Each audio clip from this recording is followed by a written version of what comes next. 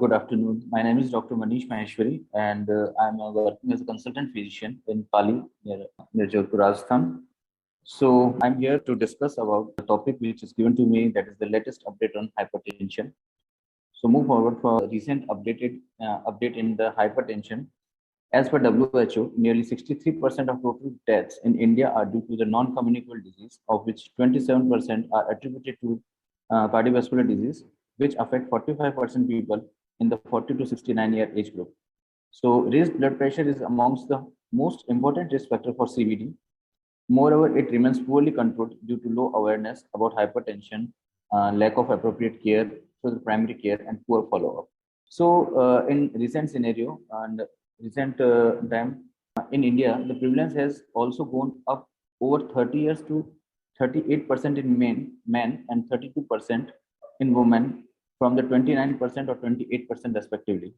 So we can see that the prevalence of the hypertension is increased in India right now. So it's due to the sedentary lifestyle or lifestyle modification. So is the basic we have to concern about the hypertension. It is increasingly also in the young people also. So nearly half of the people, or 51% of the men and 41% of the women with hypertension, were unaware of the condition. Additionally, over 62% of the men and more than 53% of women living with hypertension did not get treatment. So medication was used to control blood pressure in fewer than 1 in 5 men and 1 in 4 women with hypertension worldwide. So International Society of Hypertension has released the ISH 2020 Global Hypertension Practice Guideline. So the purpose of these guidelines is basically to provide the healthcare, to provide the awareness regarding the hypertension and to prevent the risk of organ damage through the hypertension. So it increases the morbidity and mortality for further. So the basic practice guidelines, that inclusion of the optimal and essential treatment attempts to address the issue that in resource poor setting, optimal care refers to evidence-based standard of care, and whereas essential standards refer to minimum standards of care to allow the specification of essential standards of care for low resource setting. So there are basically AHA, American Heart Association, has released a scientific statement in 2021 offering a new guidance for management of stage 1 hypertension among patients with low atherosclerosis cardiovascular disease risk. Among low risk adult or 10-year CVD risk is less than 10% with a stage 1 hypertension. The blood pressure is around 130 to 139, 82, 89 diastolic blood pressure management. Starts with a non-pharmacological therapy. If the blood pressure remains uncontrolled at the 3 to 6 months, then consider starting the pharmacological therapy. So there are many or few points regarding the complication of hypertension, the accelerated hypertension or the grade 3 blood pressure can cause the ARDS, the potentially fatal condition involving the lung damage, and experts often associated it with the severe COVID-19.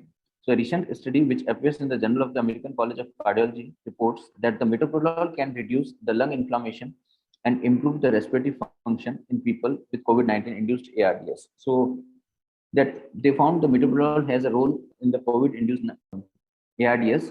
So we can give the metoprolol in those people. The fourth point in recent update is the lowering systolic blood pressure targets down to the 110 to less than 130. Then it substantially reduce the CV adverse event in the STEP randomized control trial and affirming the sprint findings on an older.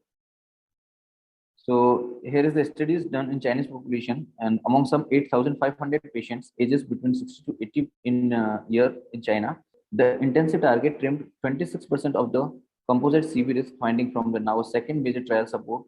A lower target could unite the guidelines, which even among US professional society ranges from threshold of 130 to 150. So with the regard to prognostic value of ambulatory blood pressure monitoring and nighttime blood pressure, the 2018 European guideline on the management of arterial hypertension recommended that the diagnosis of hypertension should only be the management of stage 1 hypertension among patients with low atherosclerosis cardiovascular disease risk. Among low risk adult or 10-year CVD risk is less than 10% with a stage 1 hypertension. The blood pressure is around 130 to 139, 82, 89 diastolic blood pressure management. Starts with a non-pharmacological therapy. If the blood pressure remains uncontrolled at the 3 to 6 months, then consider starting the pharmacological therapy. So there are many or few points regarding the complication of hypertension, the accelerated hypertension or the grade 3 blood pressure can cause the ARDS, is a potentially fatal condition involving the lung damage and expert often associated it with the severe COVID-19. So a recent study which appears in the Journal of the American College of Cardiology reports that the metoprolol can reduce the lung inflammation and improve the respiratory function in people with COVID-19 induced ARDS. So they found the metoprolol has a role in the COVID induced ARDS. So we can give the metoprolol in those people.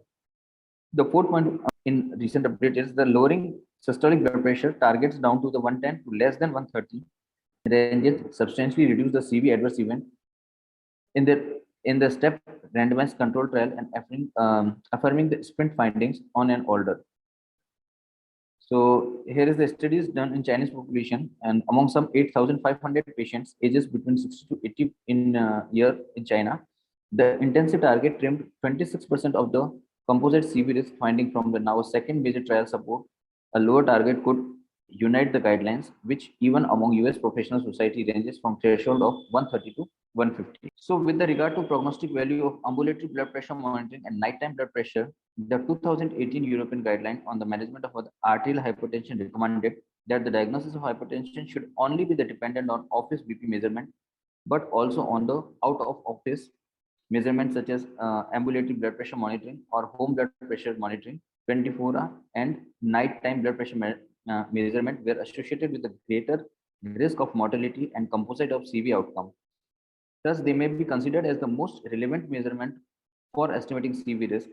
For every 20/10 millimeter of mercury increment of the blood pressure measured at night, the risk of mortality increases by 23% and the risk of cardiovascular events by 36%. So even a small raise of blood pressure like 20 millimeter mercury systolic and 10 millimeter of mercury diastolic, and that is the increase that having the risk increased risk of mortality increased by 23% or 36% respectively. So most patients with hypertension require lifelong medical therapy to achieve optimal blood pressure control. In the 2018 European guideline, equally recommended 5 classes of antihypertensive drugs considering the high non-adherence treatment with the importance of combination treatment is particularly highlighted to improve adherence to therapy and BP control. Therefore, the 2018 European guideline recommended, especially in the context of the lower blood pressure, targets to start antihypertensive therapy with an individual initial dual fixed dose combination of the S inhibitor or ARB plus calcium channel blocker or diuretics. So if the patient having the blood pressure, we have to start antihypertensive therapy with an dual fixed dose combination therapy and managed accordingly for that patient.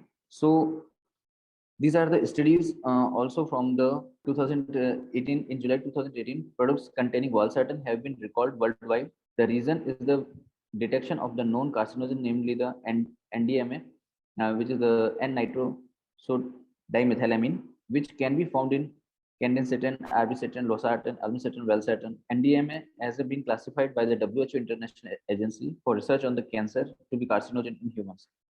If there 1 lakh patients would have received NDMA contaminated valsartan from the that manufacturing site Zhejiang, and so every day for the 6 years in the highest doses, it could be result 22 additional liver cancers over the lifetime of these patients. The presence of NDMA in these drugs could lead to 8 additional cancer cases in 1 lakh patient if they had taken in the highest daily dose over the 4 years. Valsartan recalled accompanied by significant increase in the rate of emergency department visit of the plus 6%. So there are also largest study has been that tested the nighttime antihypertensive treatment. In this trial, the chronotherapy was associated with a significant reduction in the endpoints.